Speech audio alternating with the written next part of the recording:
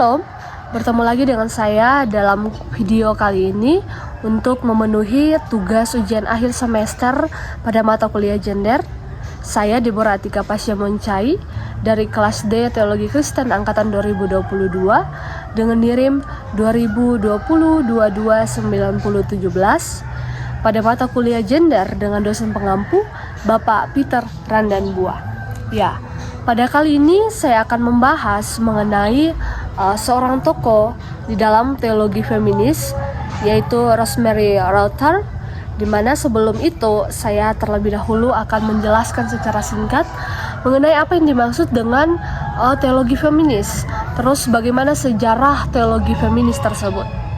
Ya, beberapa tokoh atau beberapa ahli mengemukakan beberapa pendapatnya mengenai teologi feminis, di mana mereka berkata bahwa teologi feminis ini merupakan teologi yang didorong untuk melakukan advokasi terhadap kesederajaan dan kemitraan yang di dalamnya ini perempuan dan laki-laki harus mengupayakan transformasi dan pembebasan harkat dan juga martabat manusia yang masih mengalami penindasan, yang masih tertindas di dalam kehidupan sebagai jemaat, tentunya di dalam bergereja maupun di dalam masyarakat.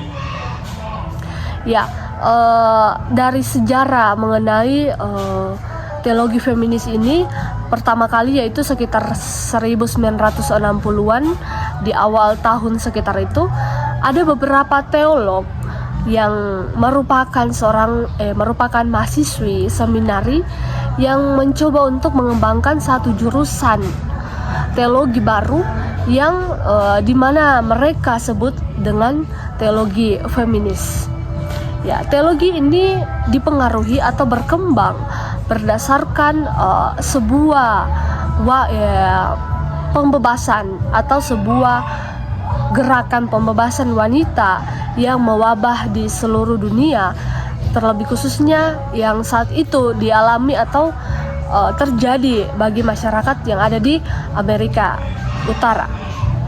Akar dari aliran feminisme ini sebenarnya sudah ada sejak pada awal abad 20, yaitu pada masa sesudah penghapusan perbudakan dan hak pilih kaum wanita yang kemudian diakui dan dilegalitaskan di Amerika, kemudian sudah diatur di dalam undang-undang pada saat itu. Lalu ada mulai beberapa penulis menulis yang merasa terbeban. Saat itu adalah kaum perempuan yang menulis atau kaum wanita yang menulis, yang merasa terbeban di dalam mengembangkan dan memperluas pengaruh gerakan feminisme ini ke dalam suatu karya tulisan atau buku. Mereka menyoroti mengenai pengaruh patriarkal yang ada di dalam Alkitab dan juga penafsiran tradisi gereja secara sosiokultural di dalam hal ini, khususnya konsep Allah Tritunggal. Jadi ada beberapa kaum wanita atau penulis kaum wanita yang merasa terbeban dengan pengaruh gerakan feminisme ini, kemudian dituliskan atau dikembangkan di dalam suatu karya tulisan buku. Nah, di dalam teologi Kristen sendiri, gerakan feminis ini disemangati oleh lahirnya teologi pembebasan di Amerika Latin. Teologi feminis merupakan salah satu bentuk dari teologi pembebasan sendiri. Sebagaimana teologi pembebasan ini lahir dari suatu konkret di suatu tempat tertentu pada zaman tertentu, maka demikian juga lah yang terjadi pada kaum perempuan di dalam segala lini kehidupan mereka.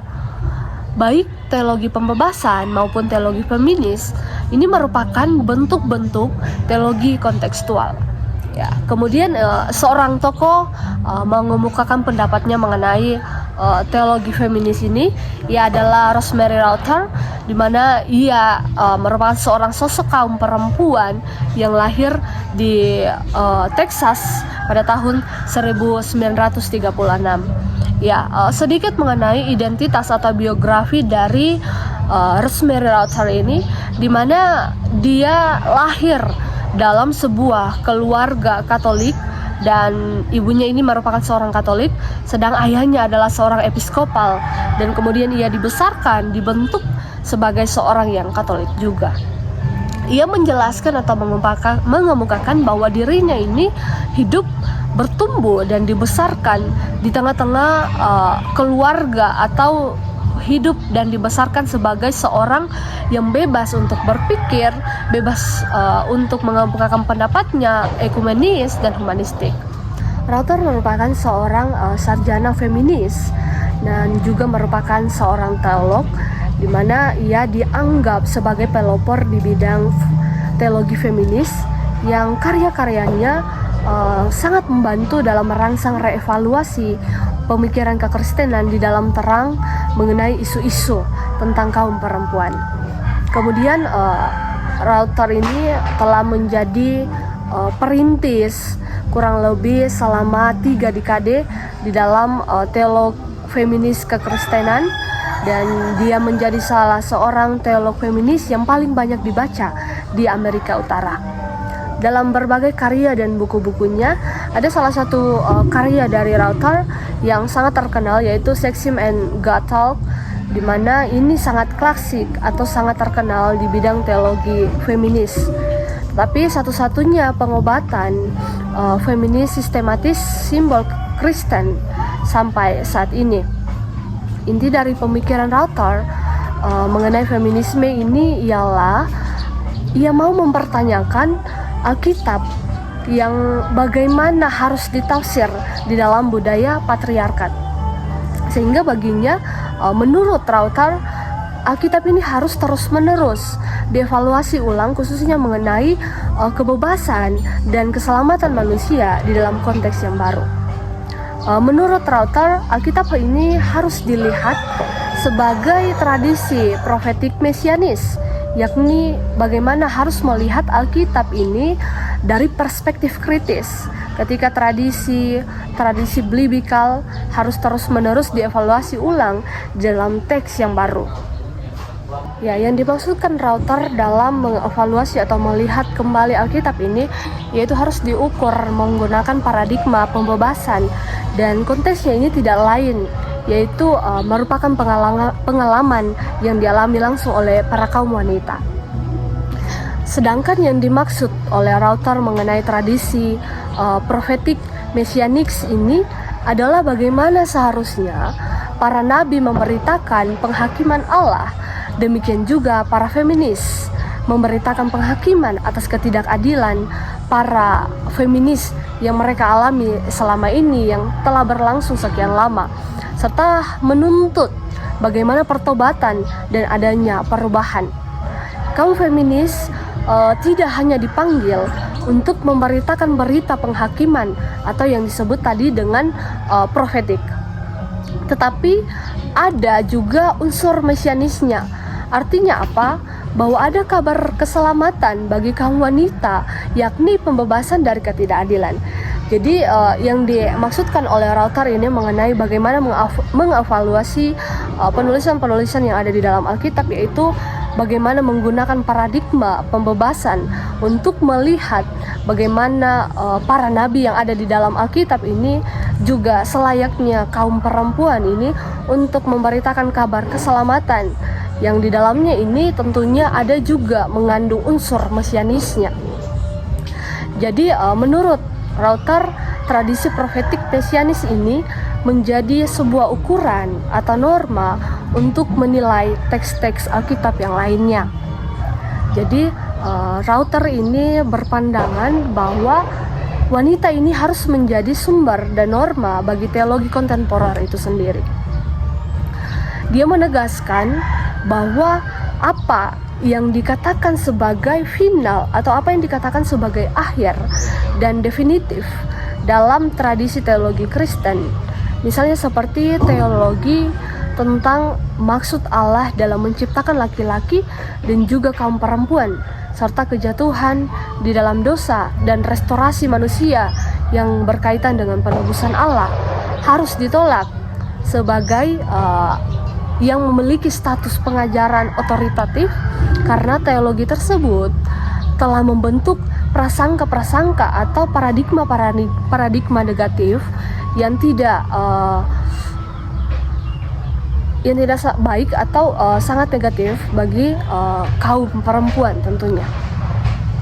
Ya, ini bukan berarti bahwa kitab suci Kristen itu tidak mempunyai otoritas.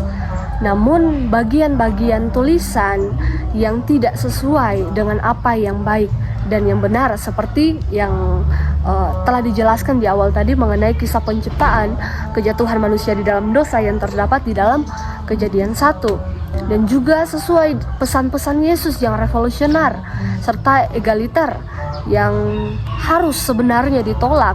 Ini dapat dilihat di dalam Lukas pasalnya yang 1 ayatnya yang ke-52. Jadi teologi feminis berdasar berdasar pada prinsip mengenai Allah yang benar, yang adalah Allah yang baik dan juga berkehendak baik. Di dalam pemikirannya mengenai kedudukan wanita, Rauter ini melihat bahwa ketidaksetaraan pria dan wanita di dalam masyarakat sosial merupakan dampak akan perkembangan pandangan dunia antropologi maskulin sepanjang sejarah, dan kemudian lambat laun menekan kedudukan wanita. Jadi bagi Rauter ini, dia melihat bahwa dengan adanya ketidaksetaraan antara kaum laki-laki dan kaum perempuan di dalam sebuah masyarakat sosial, ini menjadi sebuah dampak atau sangat berdampak di dalam perkembangan akan pandangan dunia antropologi maskulin sepanjang sejarah, dan kemudian akan berkembang lambat atau lama kelamaan akan menekan kedudukan kaum wanita. Ya, dampak yang berikutnya yaitu Allah akan dipandang sebagai kaum maskulin, sedangkan perempuan atau wanita itu dipandang sebagai pemilik otoritas yang lebih rendah daripada pria atau lebih rendah daripada kaum laki-laki. Bertolak dari pengamatan tersebut, maka Rauter menilai bahwa teologi tradisional berkembang di dalam paradigma maskulin yang kurang mengakomodasikan pemikiran para kaum wanita. Dan juga menurutnya tidak hanya itu, baginya juga pengajaran Alkitab sangat banyak dipengaruhi oleh paradigma patriarki yang sedang berkembang pada saat itu. Di dalam paradigma keselamatan misalnya, ada sebuah pertanyaan, yaitu bagaimana seorang juru selamat pria menyelamatkan wanita. Dengan kalimat lain, Rauter ini mau melihat bahwa konsep Allah dalam menggambarkan patriarki menurutnya yaitu seperti yang dipahami oleh kekristenan tradisional, yaitu tidak mendukung kesetaraan kedudukan pria dan juga kedudukan kaum wanita. Bertitik tolak dari keinginan untuk menegakkan keadilan dan juga kesetaraan antara pria dan wanita, Rauter ingin menggambarkan Allah bukan sebagai sosok yang feminin maupun sosok yang maskulin.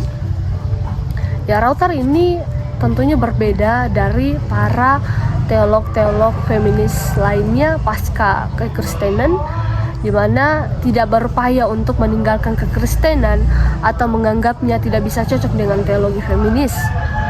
Rauter tetap menggunakan Alkitab, tetapi secara terang-terangan, dengan terang-terangan ia menyebut bahwa landasan berteologi yang diperlukan adalah mengenai pengalaman wanita. Baginya penggunaan pengalaman sebagai landasan teologi adalah hal yang sah untuk dilakukan. Mengapa tidak? Pengalaman kaum wanita itu perlu untuk diperlihatkan menjadi sebuah tulisan, sebuah pengalaman yang menarik kemudian dituliskan dan menjadi sebuah kisah yang tentunya sangat berpengaruh bagi kehidupan di masa kini. Sehingga Rauter ini kemudian menyuarakan mengenai suara kaum perempuan, namun dia tetap berdasar pada Alkitab. Cuma ada beberapa teks-teks Alkitab yang kemudian dikritisinya mengenai kaum perempuan, kisah-kisah kaum perempuan yang tidak terlihat di dalam sana. Baginya penggunaan pengalaman ini merupakan sebuah landasan teologi atau hal yang sah untuk dilakukan, sebab teologi apapun pada dasarnya adalah pengalaman manusia yang kolektif dan telah dikodifikasi. Seperti halnya dalam kalangan penafsir patriarki yang mendasarkan pandangan mereka pada semacam persepsi tertentu. Demikian juga kalangan penafsir feminis seharusnya berhak untuk mendasarkan pandangan mereka pada persepsi berdasarkan pengalaman penindasan yang dialami oleh kaum wanita. Jadi inti dari pemikiran Rauter ini yaitu dia mau mengkritik kekristenan yang sering dianggap mendukung penindasan bagi kaum perempuan. Ini yang terlihat di dalam Alkitab yang mau dikritisi oleh Rauter. Ada beberapa hal yang kemudian menjadi dasar atau pokok-pokok utama yang dikritiki oleh Rauter.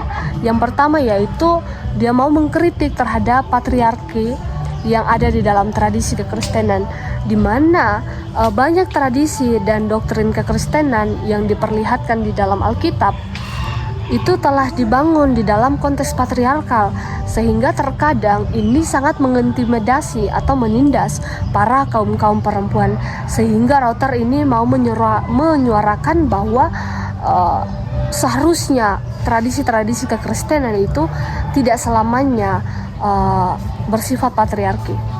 Kemudian hal kedua yang mau dikritiki oleh Rauter ini yaitu mengenai citra Allah yang inklusif. Dia kurang setuju atau menolak gambaran Allah yang maskulin. Mengapa Allah itu hanya disebut Bapa? Ini yang kemudian ditolak oleh Rauter sebagai satu-satunya representasi ilahi.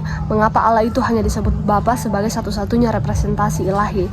Allah itu seharusnya melampaui kategori gender, dan teologi harus mengadopsi citra Allah yang inklusif. Sehingga menurut Rauter ini dia tidak setuju atau menolak bahwa Allah itu hanya digambarkan sebagai Allah yang maskulin atau di dalam sebutannya hanya sebagai Bapa.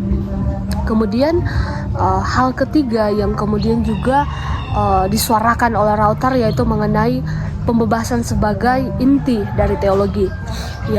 Menurut Rauter, pembebasan dan ketidakadilan dan juga keadilan ini merupakan teologi feminisme yang bertujuan untuk membebaskan perempuan dari struktur sosial, budaya, dan juga religius yang sangat menindas.